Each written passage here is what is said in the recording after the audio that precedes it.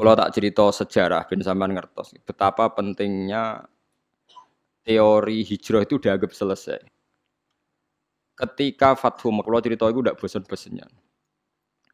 Ketika Fathu Mekah itu tahun 10 Hijriah, disempurnakan oleh Abu Bakar. Klimaknya itu Mekah benar-benar dikuasai Sayyidina Umar. Sistem negara sudah jalan, negara dalam kendali Umar. Niku kanca-kancane Sayyidina Umar sing asli Mekah niku disurati.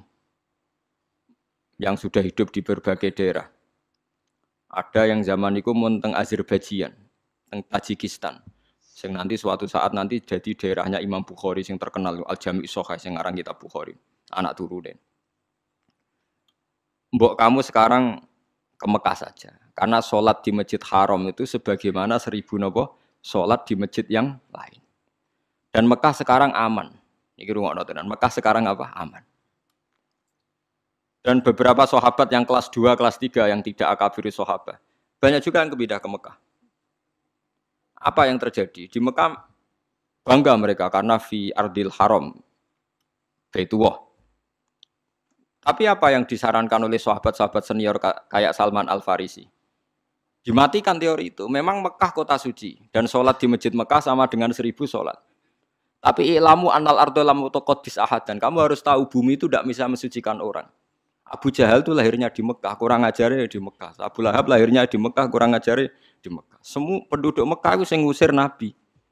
Jadi ilamu annal ardo lam utaqaddis ahadan. Bumi itu tidak bisa mensucikan orang. Wa inna ma yuqaddisur rajul amaluhu. Jadi sing iso nyucikno wong napa? Amale. Terus Salman Al-Farisi rati walakin nusyuru fi biladillah wa alimu fa inna ta'lim dabul anbiya. Kamu menyebar saja di seluruh penjuru dunia dan ajarkan Islam. Karena mengajarkan Islam dan menyebarkan Islam itu dakbul anbiya. Semenjak itu tidak ada teori sentralisasi di Mekah. Nah, delalah era Ali Muawiyah ada konflik. Ada konflik barokah luar biasa. Konflik Sayyidina Ali Muawiyah, sahabat-sahabat yang buatan derek-derek menuju Cina. Zaman itu memang Cina populer sekali. Nah, yang menuju Cina itu terus ada yang tersesat ke Selat Malaka. Terus diantaranya muridnya Sayyidina Ali urip teng Pasai, teng Aceh, teng Sumatera lah yang jelas. Sehingga Islam di Aceh itu tua sekali karena rata-rata sejarawan yakin Islam di Aceh itu zaman sinten Sayyidina Ali. Jadi kue kudu roh. Jadi akhirnya artinya andai kan teori hijrah itu dipakai, tentu semua ini haram karena menuju bumi yang belum nyembah Allah. Itu paham ya?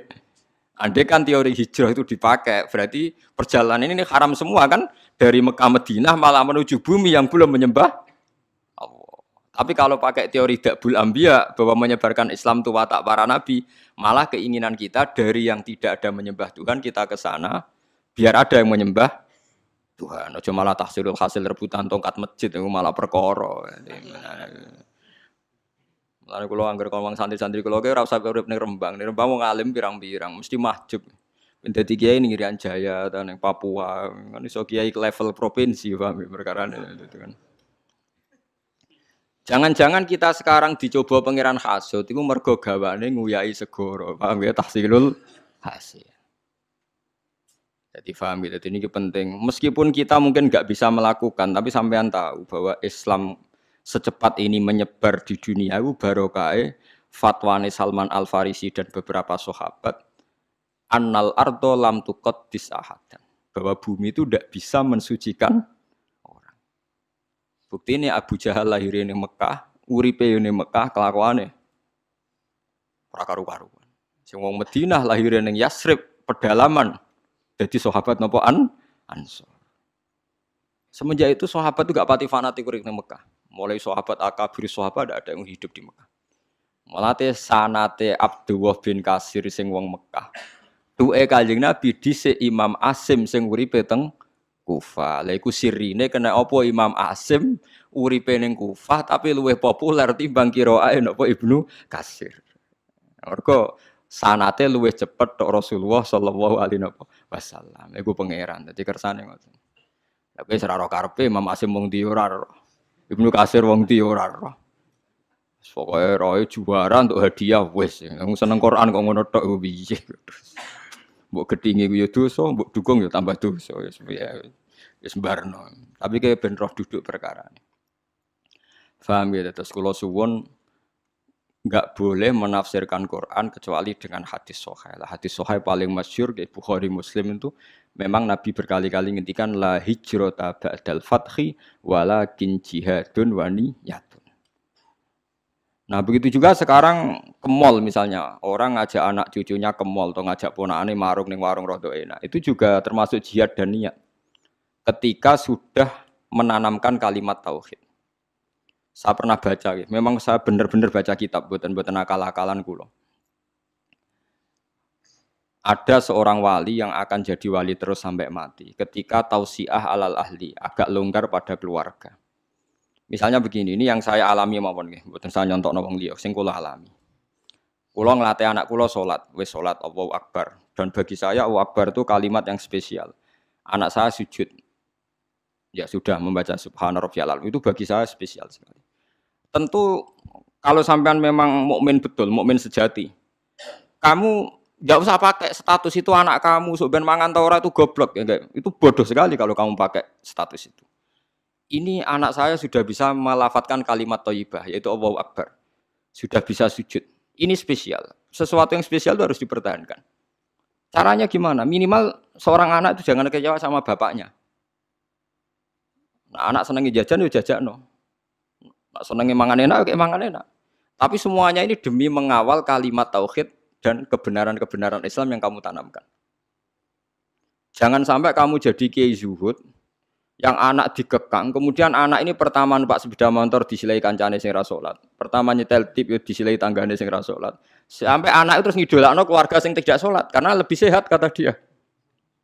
Sistem ndekne bar magrib untuk TV haram, dolanan haram. Anaknya trauma.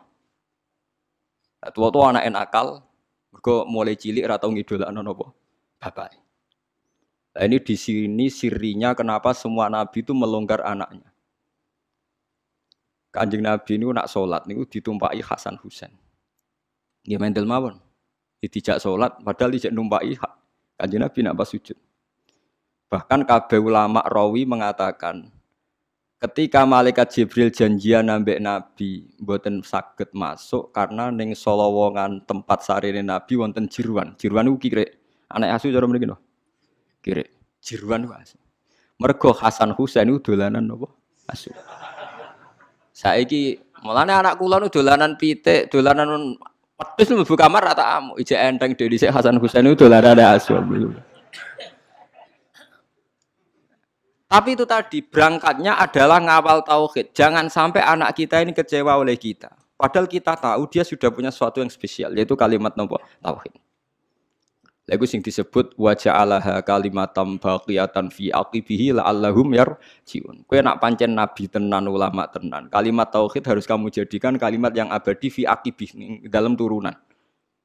Itu yang dilakukan Nabi Ibrahim. Makanya Nabi Ibrahim dikatakan bapak tauhid karena dia obsesinya satu. Pokoknya kalimat tauhid harus menjadi kalimat sing abadi fi aqibih.